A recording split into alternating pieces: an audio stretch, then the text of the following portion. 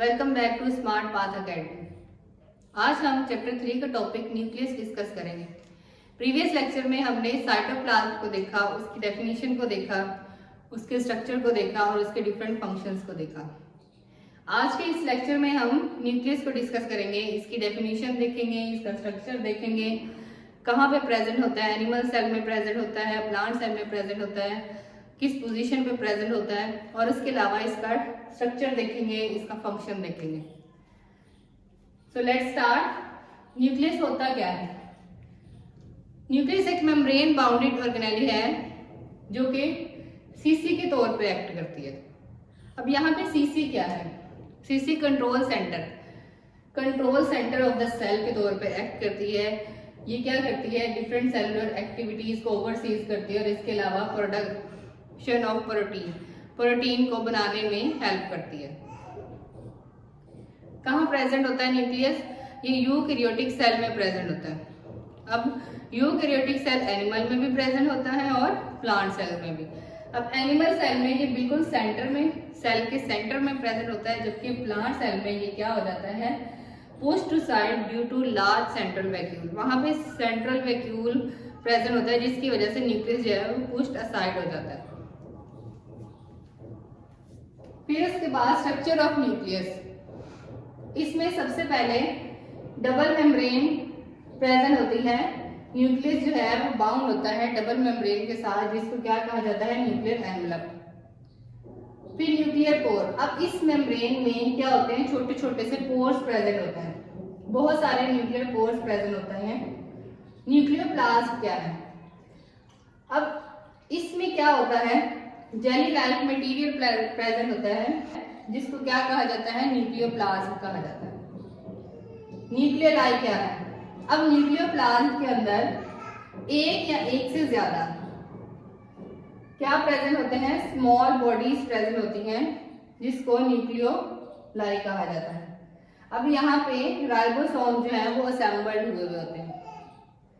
Chromatin क्या है? Nucleoplasm के अंदर fine thread like structures present है, ये आपको नजर आ रहे होंगे, जिसको क्या कहा है? क्रोमेटिन कहा है। फिर उसके बाद ये जो क्रोमेटिन है ये किससे मिलके बने हुए हैं? ये कंपोज हुए हैं deoxy ribo nucleic acid, DNA से और इसके अलावा प्रोटीन से। जब सेल जो है वो डिवाइड होता है तो यही क्रोमेटिन मटेरियल कंडेंस हो जाते हैं और एक स्ट्रक्चर बना देते हैं जिसको क्रोमोसोम कहा जाता है। ये क्रोमोसोम का स्ट्रक्चर है। DNA act as a heredity material.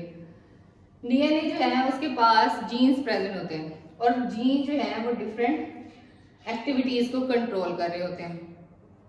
अब ये जो है ये एक कैरेक्टर को ट्रांसफर करते हैं फ्रॉम सेल टू सेल और उसके अलावा ऑर्गेनिज्म टू ऑर्गेनिज्म। पेरेंट से ऑफस्प्रिंग में जो कैरेक्टर ट्रांसफर होते हैं वो किसकी वजह से होते हैं? वो डीएनए की वजह से होते हैं। डीएनए में जो जीन्स प्रेजेंट होते हैं उसकी वजह से होते हैं, जिसकी वजह से डीएनए को क्या कहा जाता है?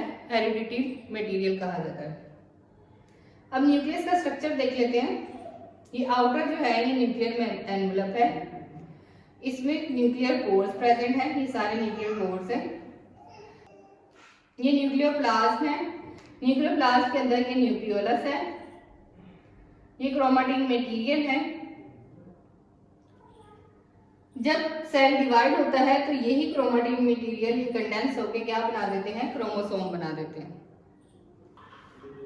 न्यूक्लियस के स्ट्रक्चर के बाद अब ये तो सारा यूकैरियोटिक सेल में हमने डिस्कस कर लिया।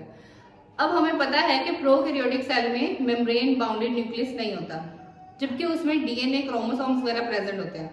तो वो कहाँ प्रेजेंट होते हैं? वो साइटोप्लाज्म के अंदर फ्लोट कर रहे होते हैं। तो आज के लेक्चर में हमने क्या देखा? न्यूक्लियस होता क्या है, कहाँ प्रेजेंट होता है, यूकैरियोटिक सेल में कहाँ प्रेजेंट होता है, प्रोकैरियोटिक सेल में कहाँ प्रेजेंट होता है, उसके अलावा कौन कौन से स्ट्रक्चर जो है वो न्यूक्लियस को मिलके बनाते हैं। Nuclear envelope, chromatin material, nuclear pore, nucleoplasm और इसके अलावा डीएनए जो है वो क्या है? हेरिडिटरी मटेरियल क्या है? ये किस तौर पे एक्ट कर रहे होते हैं।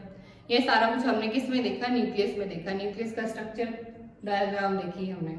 साइंस का रूल है जो नॉलेज आपको मिले उसको शेयर करें। So like this video and subscribe the channel. Your small action gives me a big motivation to create more amazing videos. See you soon in the next video. Allah Hafiz.